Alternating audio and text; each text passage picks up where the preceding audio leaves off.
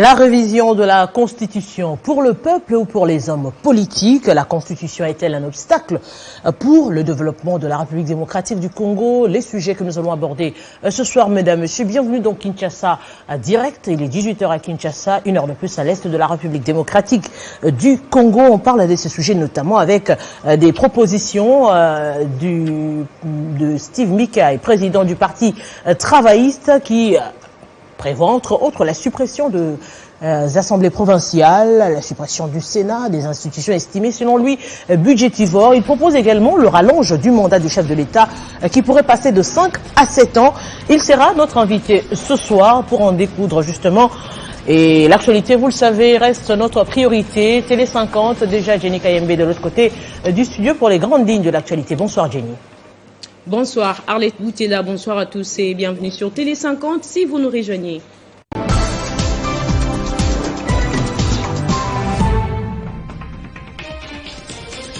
La journée nationale de la République démocratique du Congo à l'Expo Dubaï 2020 a été lancée ce mardi aux Émirats arabes unis. Présent à cette rencontre, le président de la République, Félix-Antoine Tshisekedi Tshilombo, a dans son discours vanté les immenses opportunités d'investissement de son pays sur le plan culturel, géographique et environnemental. Cet événement constitue une véritable vitrine permettant au Congo-Kinshasa de vendre son image au monde. À la Chambre basse du Parlement, les élus ont adopté le projet de calendrier de la session de mars portant sur les réformes électorales. Ce projet prend en compte l'ensemble des initiatives des députés qui sont en attente de leur validation. Ils ont par ailleurs déclassé la loi dite Tchani à côté des matières prioritaires et ont aligné l'examen de rapports annuels des institutions telles que la Commission électorale nationale indépendante. En santé, l'opération à cœur ouvert est désormais possible en République démocratique du Congo. Ceci est la concrétisation d'un projet de longue date élaboré par le gouvernement congolais et belge. Ce mardi, le ministre de la Santé publique, Jean-Jacques Mbungani, a assisté au démarrage effectif des activités du centre des chirurgies pédiatriques de la clinique Ngaliema. En Guinée, annoncé le 31 décembre dernier par le président de la transition, le colonel Mamadi Doumbouya, c'est ce mardi que les assises nationales se sont ouvertes à Conakry. Des rencontres qui visent à construire un nouveau cadre institutionnel dans les pays, considérés par le président de la transition comme des journées du pardon et de la vérité. Ces assises concernent essentiellement le processus de réconciliation au sein de la population guinéenne. Merci à tous de votre fidélité à Télé 50. Retrouvez Gloria Mbouya à la grande édition de ce soir. Entre-temps, je vous laisse en compagnie d'Arlette Boutella pour la suite des Kinshasa Direct. Téléchargez les infos Télé 50 sur www.tele50.cd. Dans l'actualité, il faudrait également noter que les léopards de la République démocratique du Congo se sont entraînés aujourd'hui au stade des Martyrs et sur en prévision du match de barrage prévu vendredi contre le Maroc. Eh bien, avec vous, aimables téléspectateurs, nous allons déjà prendre notre dossier.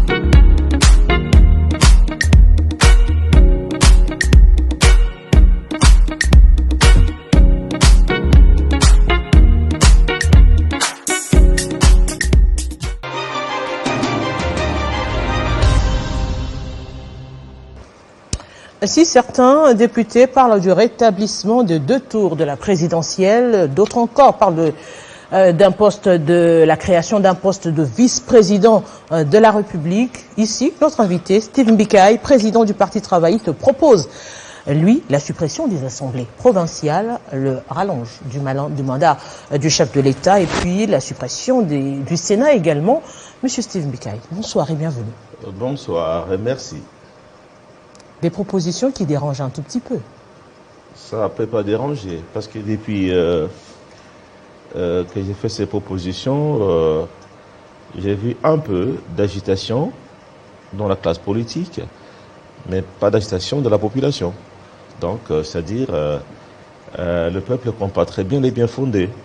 Et dans cette émission, j'aurai sûrement le temps d'expliquer aux gens pourquoi cette démarche. Ma démarche n'est pas politique.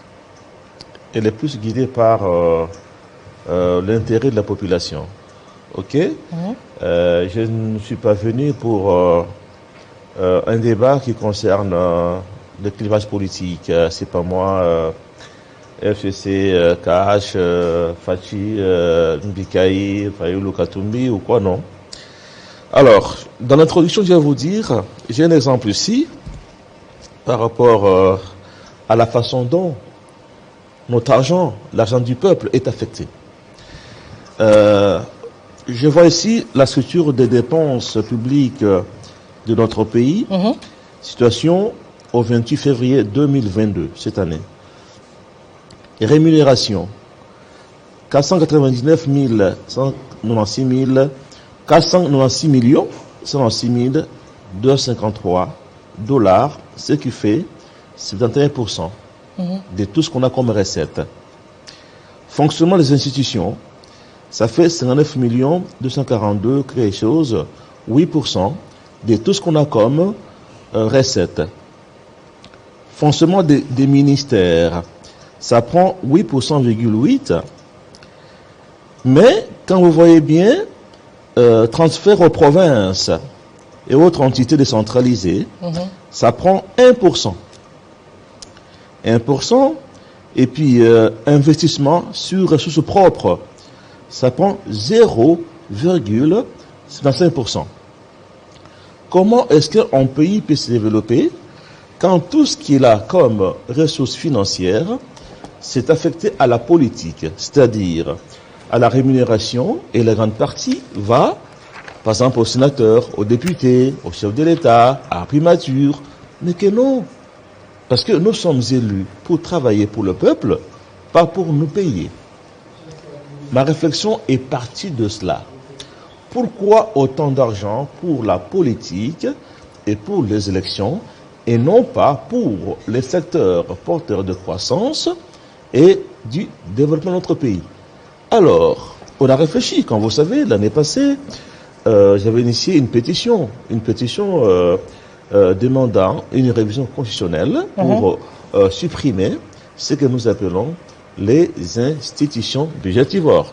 Comme vous avez dit. Où en êtes-vous d'ailleurs avec la pétition? Oui, je vais le dire tout à l'heure. Assemblée provinciale, les gouvernements provinciaux, le Sénat, le Conseil économique et social, nous avons le CESAC, la Commission nationale des droits de l'homme, nous avons la CENI, il y en a plein comme ça. Dans ces dépenses, ils prennent aussi la part du lion. Alors, je pensais que si ces institutions sont utiles dans une démocratie, elles ne sont pas indispensables. Autant d'abord qu'on les supprime pour nous permettre d'affecter l'argent que nous avons, n'est-ce pas, au développement plutôt que à la politique. C'est ça le sens de ma démarche. C'est pas une démarche politique. Voilà, ça c'est un. Mais vous êtes conscient que lorsque vous allez demander cela, cela va appeler à la révision de la Constitution? Mais je dis bien que nous avons demandé, on avait demandé l'année passée la révision de la Constitution. Mais pour le moment, moi-même, en tant que député national, avec mon parti travailliste, avec mon regroupement politique, Fonds patriotique 2023, avec le collectif des députés qui ont signé avec nous une pétition, qui est un débat démocratique à l'Assemblée nationale. Pour certains, nous voulons carrément qu'il y ait le changement de la Constitution pour entrer dans une nouvelle république. Alors, les institutions budgétivores dont je parlais, nous consomment environ 200 millions de dollars chaque année. Ce qui fait 1 milliard de dollars pour une mandature, pour 5 ans. Et pourtant, madame, le projet de développement des 145 territoires initié par le chef de l'État, ça consomme un peu plus de 1 milliard. Mais nous prenons 1 milliard comme ça, qu'on dépense pour les gens qui font double emploi avec les autres. Parce que le Sénat fait double emploi avec l'Assemblée nationale. Parce que quand nous votons des lois, elles vont au Sénat pour une seconde lecture. En cas de divergence, c'est le point de vue, n'est-ce pas, de l'Assemblée nationale qui passe. Mais à quoi ça sert? Vous prenez la Commission nationale des droits de l'homme, fait le travail du ministère des droits humains. Le CESAC fait le travail du ministère des... C'est plein comme ça. Alors, je me suis dit, où nous nous sommes dit, on peut l'exprimer pour dégager cet argent, qu'on puisse l'affecter à des secteurs productifs comme l'agriculture, la pêche, l'élevage, et puis à des secteurs qui peuvent créer l'emploi. Vous savez que les députés provinciaux qui vous suivent, d'ailleurs, samedi, vous les avez suivis, qui ont créé un tollé au niveau de l'Assemblée nationale lors de l'appel du chef de l'État et du Premier ministre, justement pour je dirais, se déverser vers les députés pour dire que bon, c'est eux qui ont parlé de la suppression des assemblées provinciales. Aujourd'hui, si on doit justement revoir la question des assemblées provinciales, des gouvernements provinciaux, vous évoquez même la question du Sénat, ce qui reviendrait à ce titre qu'on accorde aux anciens chefs de l'État, dont les sénateurs à vie. C'est autant de réformes qui vont bousculer les choses, c'est vrai. Vous évoquez peut-être la question du budget qui pourrait aider à autre chose. Mais comment le faire sans que ça ne puisse justement toucher à d'autres aspects? Vous ne pensez pas que cela puisse toucher vraiment beaucoup d'autres secteurs qui seront concernés par vos propositions? Non, mais ça va toucher beaucoup de secteurs. Moi, je fais des propositions qui vont dans le sens de développer le pays. Vous savez, madame, nous avons fait le choix de la démocratie entre pays et nous devons y demeurer. Mais je mets quiconque au défi de me citer un seul pays au monde qui s'est développé grâce ou pendant la démocratie. Ça n'existe pas. Tous ces pays qui sont développés, États-Unis, la France, que sais-je encore, c'était à des époques où il y avait un pouvoir très très fort et même la violation des droits de l'homme. À côté de nous, nous avons par exemple la Chine. En Chine, quand on désigne un président de la République, le peuple ne connaît pas. Mais la Chine se développe. Alors, on doit continuer sur cette voie démocratique. Mais il ne faut pas que tout l'argent que nous produisons, n'est-ce pas, aille à la politique et à la démocratie. Alors que donc, la loi... à part ça, comme innovation, oui. La suppression, nous avons aussi des idées nouvelles, novatrices, que nous voulons introduire dans le nouveau projet de la Constitution. Pour être chef de l'État, député, ministre, il faut être un bon citoyen. Ok? C'est-à-dire? Un bon citoyen, c'est notamment celui qui paye ses impôts. Comment veux-tu devenir ministre, chef de l'État, pendant que tu ne donnes rien à l'État? L'État doit vivre avec ce que nous, citoyens, nous lui donnons pour l'intérêt général. C'est comme ça que dans notre pensée, parce qu'au niveau du Fonds patriotique 2023, avec le Parti travailliste, nous sommes en train d'élaborer un nouveau projet de constitution qu'on va présenter, n'est-ce pas, à l'Assemblée nationale. Alors toute personne qui n'est pas en ordre avec le fisc, c'est-à-dire, si vous ne prouvez pas que pendant les 5 dernières années, vous n'avez pas payé, vous avez payé les impôts, vous n'êtes pas candidat. Commençons par le commencement. Pour permettre aux téléspectateurs, nous allons aller palier par palier. Nous commençons avec les assemblées provinciales. Aujourd'hui, alors que la loi sur les entités décentralisées disent que le gouverneur est élu par l'Assemblée provinciale. Si aujourd'hui vous décidez de la suppression, ou encore l'État congolais adopte votre point de vue, de la suppression des assemblées provinciales, le gouverneur sera élu comme du temps de Mobutu. La proposition pour pallier à cela va se faire comment? Et à la place des gouvernements provinciaux, il y aura quoi? Le gouverneur va gérer avec qui? Dans le projet qui est en pleine élaboration au niveau du Parti travailliste, le gouverneur, après la suppression de l'Assemblée provinciale, et des gouvernements provinciaux, pour nous, les gouverneurs devront être nommés par le chef de l'État, pas par son initiative, mais sur présentation des partis politiques ou coalitions politiques majoritaires dans la province. Et pour nous, les candidats présentés qu'on doit nommer ne doivent pas être originaires. C'est-à-dire, si par exemple le Parti travailliste est majoritaire dans une province comme l'Équateur, par exemple, alors c'est le PT qui va proposer au chef de l'État qui nommé comme gouverneur, mais il prend ce candidat d'une autre province. Parce que sous Mobutu, le tribalisme avait plus du recul. À cause de ça, on avait quelqu'un du Katanga, gouverneur à l'Équateur, l'autre gouverneur au Kasaï, mais aujourd'hui, et puis il n'y a aucune disposition légale qui oblige que le gouverneur soit toujours originaire. Alors que la Constitution dit que tout Congolais est chez lui partout il sort. Voilà. Alors nous pensons que les gouverneurs, après, en pleine 4e République, parce que nous voulons passer de la 3e à la 4e République. Et nous voudrons que le gouverneur soit nommé par le président, mais la question désigné par les partis ou coalitions majoritaires dans la province. La question des partis majoritaires, ça ne résume pas tout. On peut bien être majoritaire et mauvais gestionnaire. Vous ne pensez pas que cela pourrait encore, en dépit de mettre de côté, par exemple, le tribalisme, que l'on vit aujourd'hui à travers toutes les provinces, il faudrait le dire. Il faudrait le dire, ça se vit à travers toutes les provinces. C'est-à-dire, je suis Mukongo, je vais à l'Équateur, par exemple, au Grand Équateur, on te fait remarquer que tu n'es pas chez toi, tu ne peux pas être élu là-bas. Ce qui est condamnable, ce qui n'est pas correct.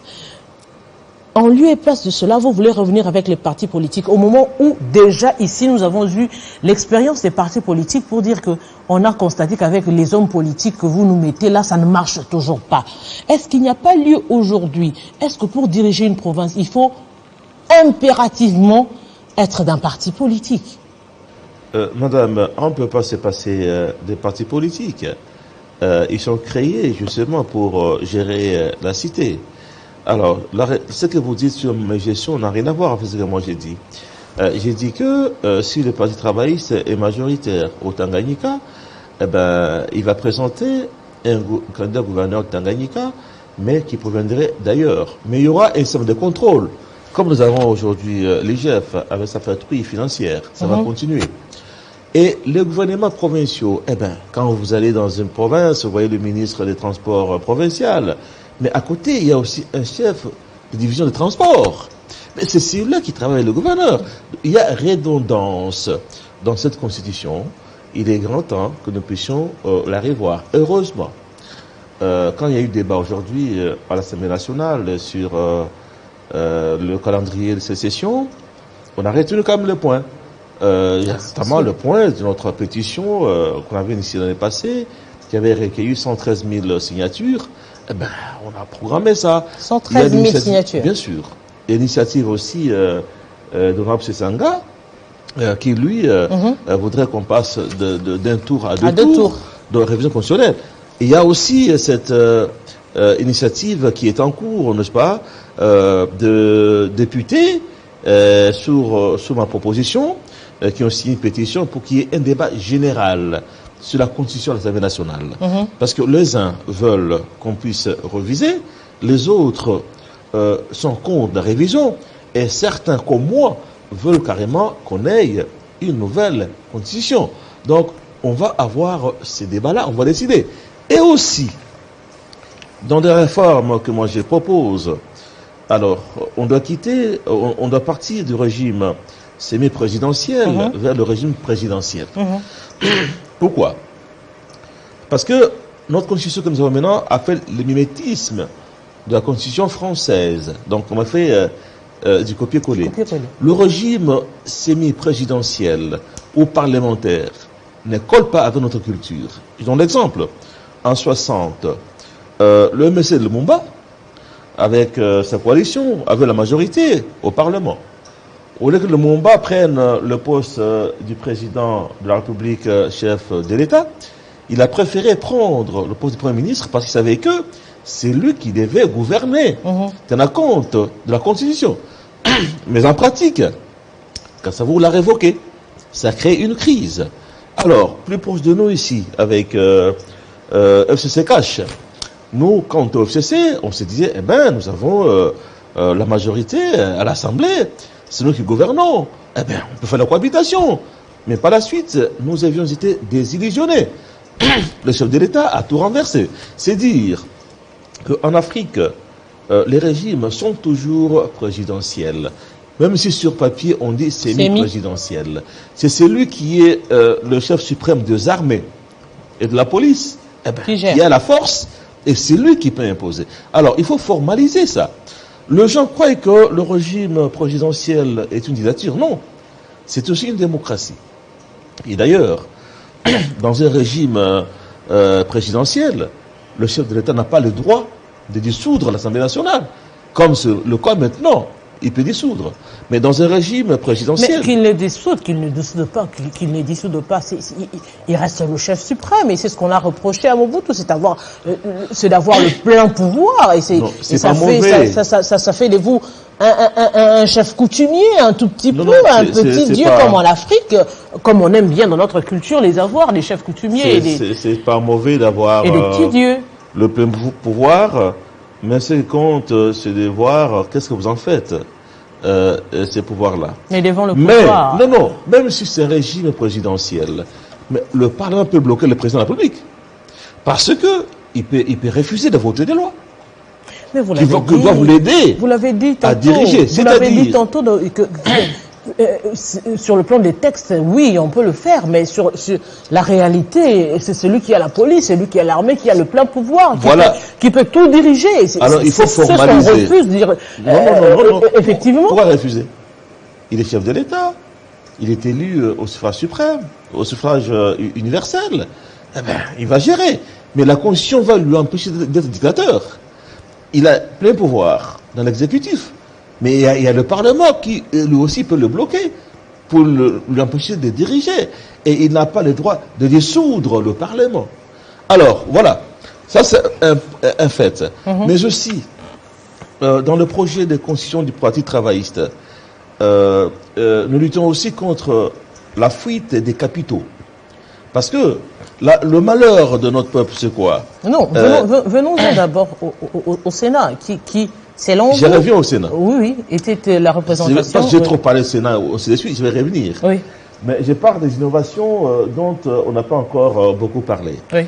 Comme je disais, madame, vous savez, dans 40 ans, l'Afrique a exporté illégalement environ 800 milliards de dollars qui sont gardés dans des paradis fiscaux. C'est de l'argent des pays pauvres qui vont soutenir les pays riches, n'est-ce pas? Et les champions de ça sont les hommes politiques, hein, les chefs d'État africains, les ministres, les députés, ainsi de suite. Une fois on devient chef de l'État, on est ministre, on préfère avoir un compte à l'étranger parce que l'argent que l'on gagne, n'est-ce pas, illégalement, on le cache. Alors nous, au niveau du Parti travailliste, nous proposons que avoir un compte à l'étranger pour un homme politique, c'est un acte de haute trahison. Donc, si on découvre que vous avez des comptes à l'étranger, vous ne pouvez pas être candidat. OK? Et on doit vous poursuivre. Parce que c'est ce qui a mis nos pays à genoux. C'est cette fuite des capitaux, surtout organisée par les hommes politiques. Alors, à part ça, nous avons encore quelle autre innovation? J'ai parlé du régime présidentiel. J'ai parlé de la suppression des institutions budgétivores, et maintenant il y a cet aspect de l'article, disons, de passage de 5 ans en 7 ans. donc, on qui va est en verrouillé venir. C'est par pourquoi je voulais qu'on l'article aborde 220 de la d'abord. Constitution. C'est pourquoi je voulais qu'on aborde d'abord la question du Sénat. Ouais. Aujourd'hui, si déjà l'on supprime l'Assemblée provinciale, pourquoi ne pas penser à un mode d'élection des sénateurs qui ne soient plus élus par le vote des députés provinciaux, mais carrément l'on change. Non, Parce mais que on n'a pas besoin de sénateurs, parce que- s'ils représentent les provinces, vous l'avez dit, c'est une autre forme de représentation des assemblées provinciales. Et on va pas les comment dirais-je, laisser les assemblées provinciales comme ça sans écho, parce qu'ils doivent également relayer les problèmes des assemblées des provinces, justement. Madame, dites-moi, entre un député provincial, enfin un député national, qui est élu au suffrage universel dans le territoire, ok? Si nous avons un territoire dans une province, donc il y a un député provincial qui est élu par le peuple, mais il est pas sur la province. Pourquoi est-ce qu'on doit prendre encore un sénateur, dit qu'il va représenter la province, élu par 4 personnes, 2 personnes, députés provinciaux? Mais que non. Et d'ailleurs, on sait comment ça se passe. On achète les voix des 2-3 personnes, on est sénateur. Non, ça c'est un luxe. C'est comme un parent, n'est-ce pas, qui vous touche $500, mais qui se permet à la maison d'acheter des chiens.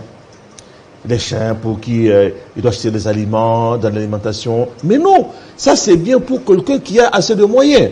Il faut d'abord vous occuper des enfants, l'école, ainsi de suite. Si le Sénat peut être utile, si le Conseil économique et social peut être utile, ou le CENSA, mais ils ne sont pas indispensables. Par contre, je vais vous citer les institutions qui sont indispensables. Nous avons le président de la République, Oui.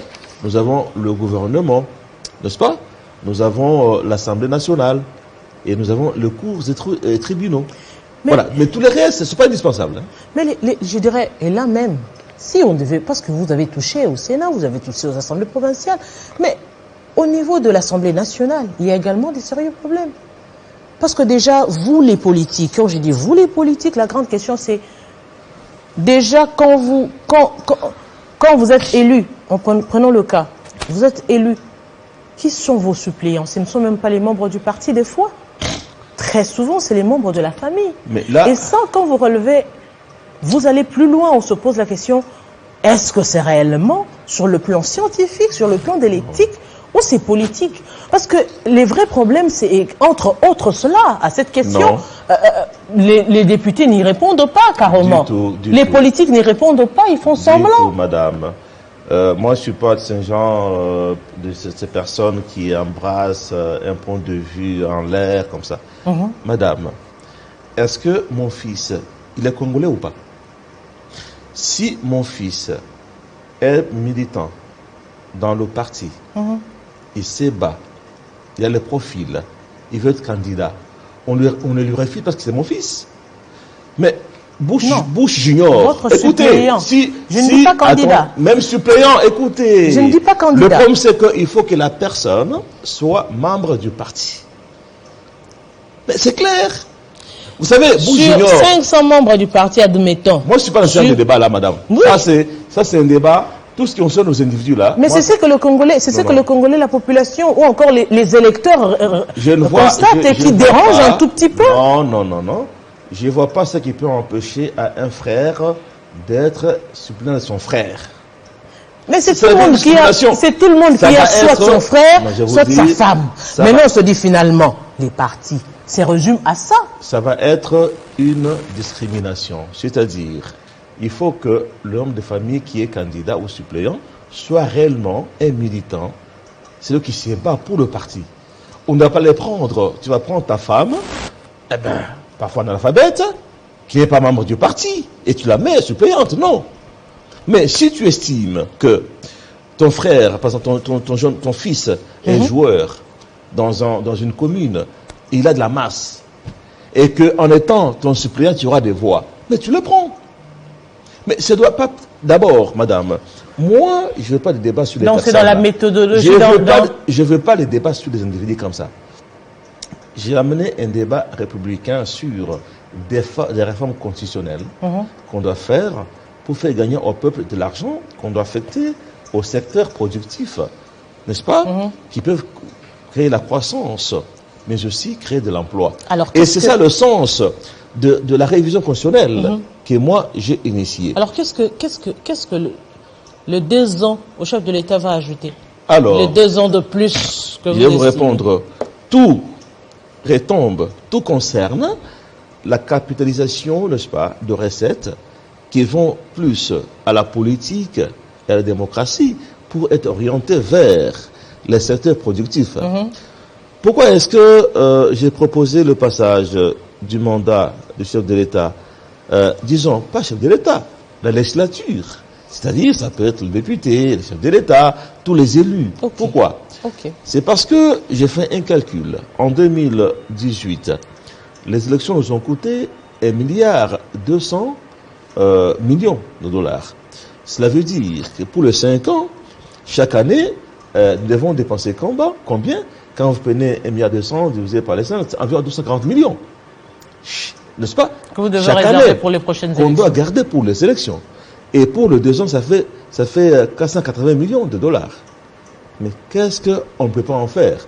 Alors, si on passe de 5 à 7 ans, cela veut dire que pour une mandature, on peut gagner les 480 millions de dollars affectés à autre chose que si on fait les élections tous les 5 ans. On pourra les mais gagner aussi, si madame, déjà dans ça, on supprime les autres institutions dont vous avez parlé.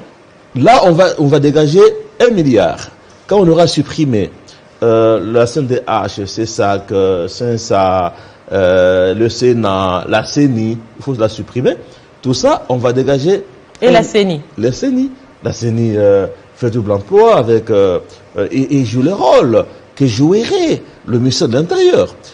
Tu viens des CENI en Afrique, madame. Mais le ministère de l'Intérieur qui est contesté déjà au niveau des assemblées provinciales. Le ministre de l'Intérieur lui-même qui est contesté au niveau des assemblées provinciales. Il n'est pas contesté. Je vais vous expliquer comment est-ce qu'on est arrivé à avoir des commissions électorales indépendantes. C'est après la vague des conférences nationales souveraines qu'on a cru que, en mettant sur pied des commissions électorales où toutes les forces sont représentées, donc il n'y aura plus de contestation, il y aura transparence. Mais malgré ça, depuis que ça a commencé, il y a toujours contestation. Il y a toujours parfois des guerres qui suivent après les élections. Donc il faut remettre ces tâches au ministère de l'Intérieur. Ce qui compte, c'est quoi, madame? C'est de faire en sorte qu'on renforce la transparence. Ici, je vois des débats au Kadima, par Kadima, au Malonda. C'est pas ça le vrai débat. Le vrai débat, c'est quoi? C'est que même quand tu passes ton frère à la CENI, mais le système qu'on va mettre en place lui empêche de tricher. C'est-à-dire, le même jour, quand il y a élection, on commence à compter. Il faut que les journalistes aient accès, là on compte, n'est-ce pas, des votes, et que chaque témoin prenne directement le nombre de voix, et que ce soit envoyé à la centralisation avant 20 heures, qu'on sache qui a gagné. C'est ça l'essentiel. Et ce travail peut être fait par le ministère de l'Intérieur, pas par une commission nationale indépendante. Je vais te montrer. On a l'élection, par exemple, en 2023. Mais chaque mois et chaque année, il faut autant de millions pour faire fonctionner la CENI. Mais c'est un gaspillage. Mais aujourd'hui, si l'on vous suit bien, tout ce que vous proposez, c'est de revenir aux anciennes méthodes, carrément. Quelle méthode? Notamment quand on supprime l'Assemblée provinciale, on supprime tout, on nomme les gouverneurs. C'est ce qu'on a vécu avant. On supprime tout ce qui est inutile. Et tout ce que j'ai cité là, c'est inutile. Il faut que l'agent soit affecté à la chose utile. Mais c'est ce qu'on vivait avant. Mais en fait, je crains que l'on revive également, que les mêmes causes produisent les mêmes effets. Quel serait le système de contrôle qui sera mis en place pour permettre à ce que l'on ne puisse pas vivre ce qu'on a vécu? Mais nous avons l'Assemblée nationale, madame. Nous avons la Cour des comptes. Nous avons l'Assemblée nationale a existé. Nous avons la Cour des comptes. Nous avons l'IGF.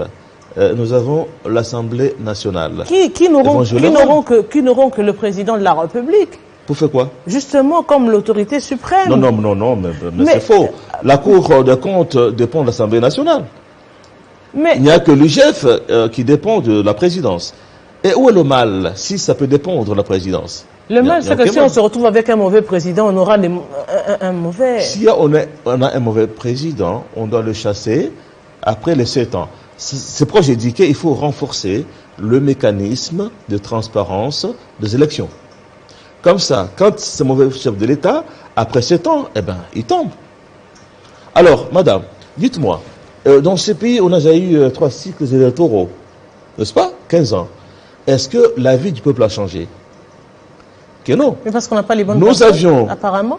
on n'a pas de bons quoi? Les bons dirigeants. Ah, j'y arrive. Les bons ministères, les bons, Voilà. Vous ne sanctionnez pas quand on reproche que tel ministre est mauvais, on le sanctionne pas. C'est ce qu'on a reproché au régime de Kabila. On l'a dit que oui, on n'arrivait pas à sanctionner, l'Assemblée nationale n'arrivait pas à sanctionner les personnes qui étaient des présumés coupables. Aujourd'hui, on le vit encore. Il y a des procès qui se font, on juge tel coupable, tel autre a fait ceci, tel a détourné ceci, mais au finish, ils sont libres. C'est-à-dire, on revient sur les mêmes problèmes. Je vais vous expliquer pourquoi au Congo, comme en Afrique, on n'aura jamais, entre guillemets, des bons présidents. Parce que nous avions Mobutu. Est-ce que le problème, c'est les présidents ou c'est les personnes qui dirigent autour? Oui. Qui dirige? C'est d'abord le président et les ministres. On n'aura jamais des bons ministres, mais des présidents. Entre guillemets, j'ai dit. Je vais vous expliquer pourquoi. Nous avions dans ces pays M. Mobutu. C'était un diable pour le peuple. On a dit, même si on mettait un fou face à Mobutu, eh ben, le fou va passer. Il faut d'abord qu'il parte. Eh ben, Mobutu est parti. Nous avons eu M. Kabila. Et je me rappelle, les gens ont chanté quand il est arrivé. Mais les jours qu'il est mort, il y en a qui ont jubilé. Ils ont dit que c'était un mauvais président. Après Laurent Désiré Kabila, nous avons eu Joseph Kabila Kabange, mais qu'on a présenté comme un Satan. Mais comme un Satan. Tout le monde voulait qu'il parte. Il était humilié, insulté, à longueur de journée. Kabila est parti. Nous avons aujourd'hui Félix Antoine Tshisekedi Tshilombo. Il y a la même chanson. On dit qu'il n'a rien fait, il doit partir. Et encore là, la méchanceté des hommes va jusqu'à vouloir que Fathi fasse mieux que ceux qui ont fait 20 ans, 32 ans, 18 ans. Ok? Et vous comprenez. Mais où est-ce que se trouve le problème? La gouvernance, là, il y a 2 niveaux. Il y a le niveau interne, où il faut savoir bien affecter les ressources, comme j'ai dit, au lieu de tout dépenser pour les politiciens, leur salaire, institutions, fonctionnement, ainsi de suite.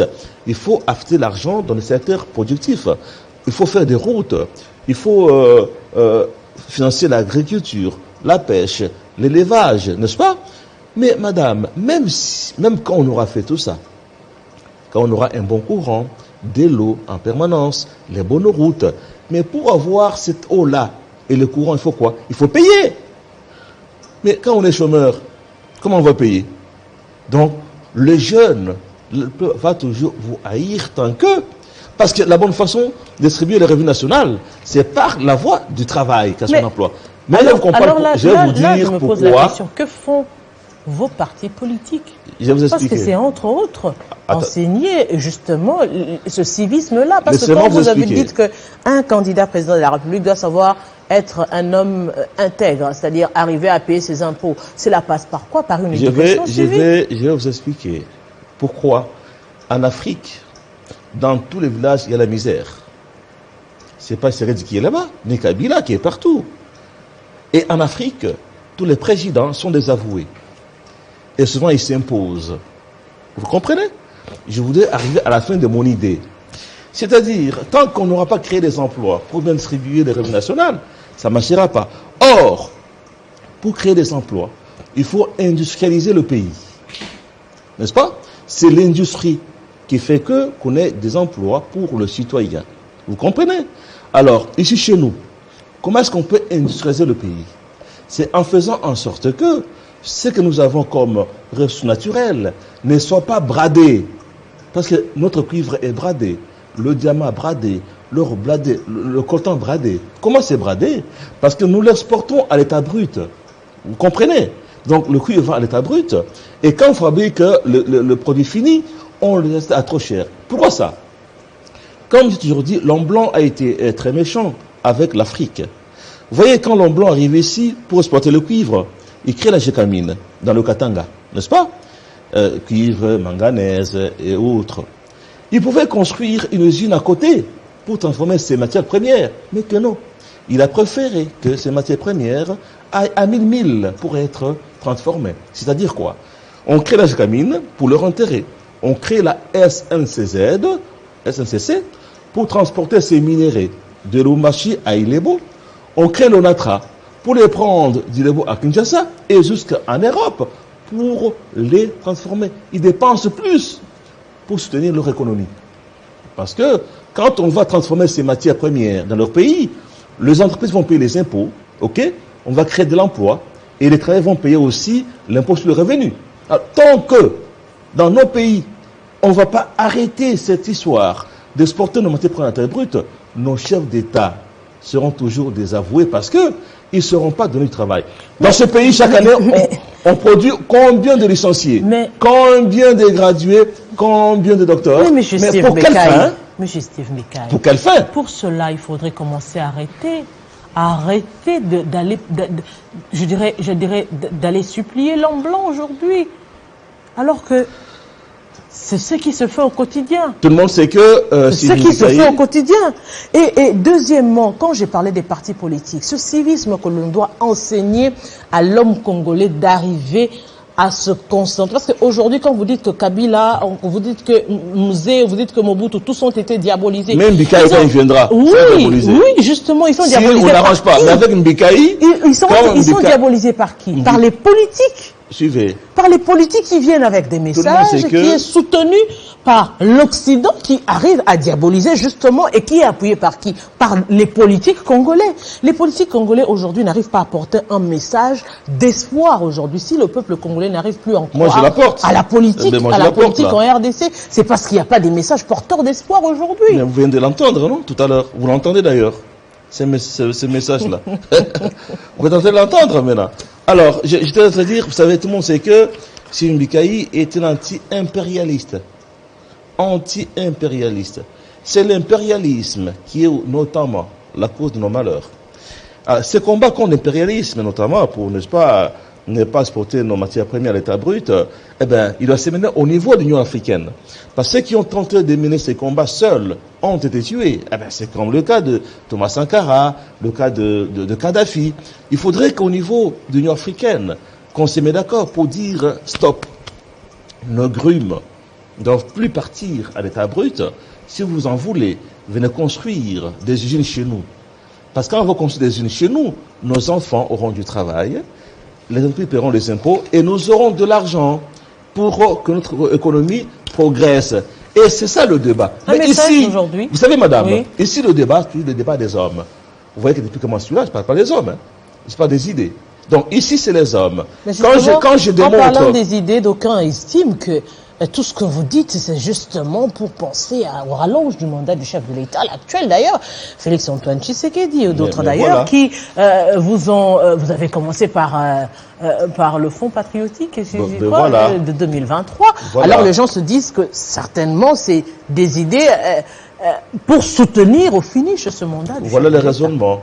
Moi, je suis nationaliste. Je donne les idées pour l'intérêt de mon pays. Tout ce que je dis là, notamment le passage de 5 ans à 7 ans, ce n'est pas pour être appliqué maintenant. Ça serait indécent, même immoral, que nos députés nous puissions allonger nos mandats et ceux du chef de l'État. Que non. D'ailleurs, nous, au Parti travailliste, nous avons proposé que le projet qu'on va faire, n'est-ce pas, rédiger à l'Assemblée nationale, qu'il soit soumis au référendum le jour même des élections. Et qu'on applique ça après ce mandat. Et même quand je parle de la suppression du Sénat et des autres, les gens vous disent, voilà, c'est parce que M. Mbikaï est en conflit avec M. Bahati. M. Bahati. Non, moi, je suis pas dans ça, moi. Il y a ce qu'on appelle, moi, je suis syndicaliste, on appelle intangibilité de droits acquis. Les sénateurs qui sont là ont le droit déjà acquis, qu'on ne va pas leur arracher. Cela veut dire que quand on vote une nouvelle constitution, elle va être promulguée et appliquée au mandat prochain. Rien à voir. Monsieur Bahati a triché par rapport au gouvernement, tout ce qu'il a fait. Mais pour moi, je n'y reviens pas. Rien à voir avec lui. Donc, je donne les idées pour construire le pays, pas pour relayer les comptes aux individus. Non. Je pense que vous avez compris quand même la quintessence de ce que nous apportons comme réforme. Nous sommes réformistes. Et pour ce faire, on ne sera pas seulement se limiter à la révision constitutionnelle. Il faudrait, n'est-ce pas, avoir un nouveau projet de la Constitution qui va nous amener à la 4e République. Et là, on ne sait pas qui sera président. On ne sait pas qui va bénéficier de 7 ans. Vous comprenez? Donc, on doit comprendre que ce que moi j'ai dit, c'est pas pour allonger le mandat du président actuel, non. Mais c'est pour qu'on applique. Et aussi, madame, vous savez, quand nous passons aux élections, la première année, il y a les contentieux électoraux. Il y a les tractations pour former le gouvernement. On perd une année sans travailler. OK? On travaille. Et la dernière année, c'est une année électorale. Il y a des tensions électorales. Tout le monde pense à son élection. Cela veut dire qu'on travaille que 3 ans. Ce n'est pas suffisant pour concevoir un programme et l'achever. On a fait la copie-collée de la Constitution française de 1958, qui ne cadre pas avec nos réalités. Parce qu'en France, quand un président arrive, tout est au point. Les routes fonctionnent, tout fonctionne très bien. Il s'occupe de la politique internationale et autres. Mais chez nous, celui qui arrive, il recommence à zéro. Donc, mais c'est parce que très souvent, vous n'appliquez pas la continuité de l'État. Non, c'est chaque président qui vient avec ses projets, qui n'appuie pas les projets forcément de son prédécesseur, ou qui revient et refait les mêmes projets qui étaient déjà en train d'être appliqués. Non, il faut aussi le temps. On n'a pas assez de temps. Par contre, si on passe à 7 ans, ça veut dire, la première année, on peut la perdre un peu dans les tractations politiques, contestations et autres, et on commence à travailler pendant 5 ans, et la dernière année, on s'occupe des élections. J'ai posé la question, et ceux qui me suivent peuvent me répondre. Quel est ce pays qui s'est développé grâce à la démocratie, ou pendant la démocratie, et pourquoi autant d'argent pour les élections, le peuple ne gagne rien? Depuis que je commençais avec cette idée de 5 à 7 ans, les hommes politiques sont agités, pas le peuple. Vous savez pourquoi? Parce que le peuple ne gagne rien dans les élections. On a fait déjà 3 fois les élections. Qu'est-ce qui a changé? Rien. Mais par contre, les hommes politiques, eux, gagnent. Dans chaque quartier, on connaît quelqu'un qui n'avait rien, qui n'a jamais travaillé, qui était peut-être à Massina, à Mikondo. Mais quand il s'est fait élire député, d'emblée, il quitte, il mettait, et puis Gombe, il a une voiture, il construit. Mais ce sont eux qui profitent des hommes politiques. Mais c'est pourquoi tout le monde veut devenir député aujourd'hui. Voilà, il faut renforcer aussi les conditions. Tu te réveilles un matin, tu n'as jamais travaillé, tu n'as pas payé des impôts, tu veux être député, être ministre. Non, il faut d'abord commencer par servir. Il faut payer les impôts pour que l'État fonctionne. Voilà pourquoi j'ai dit, tout celui qui n'est pas en ordre avec le fisc ne peut pas être candidat président de la République ou alors député national, mais pas ministre. Et moi je vous dis, moi j'ai un dossier, j'ai payé mes impôts, impôts fonciers, pour impôts sur le revenu. Tout ça, moi j'ai tout un dossier, je paye. Monsieur Steve Mikaï, c'était un plaisir de partager ce moment avec vous. Je rappelle aux téléspectateurs que vous êtes député national, mais aussi président du Parti travailliste. Et là, peut-être vers la fin. Alors je vais demander, parce que le débat peut se poursuivre même après... après cette émission, il y a des compatriotes qui ont des questions à me poser. Oui. Il y a ceux qui veulent nous rejoindre, qui sont d'accord avec nous. Je donne le numéro du parti, où ils peuvent appeler pour enrichir, pour contribuer, alors ils pourront appeler au 085 083 66 62. Ils auront des gens du parti qui vont leur donner rendez-vous pour me rencontrer, échanger. Je répète, le numéro du Parti travailliste, 085 083 66 62. C'était un plaisir de partager ce moment avec vous, mes téléspectateurs. Vous l'avez compris, nous sommes arrivés à la fin de Kinshasa Direct. Nous avons abordé la question de la révision de la Constitution avec des propositions, notamment la suppression des assemblées provinciales, du Sénat, des gouvernements provinciaux, mais aussi le rallonge du mandat du chef de l'État de 5 à 7 ans. Pas le chef actuel. Non, le mandat du chef de l'État, donc la législature. Congolais. Voilà. La précision et l'État. Et grand merci à vous d'avoir été de nôtres. Dans quelques instants, retrouvez le journal de Gloria Mbouya. Et moi, je vous retrouve demain avec le même plaisir.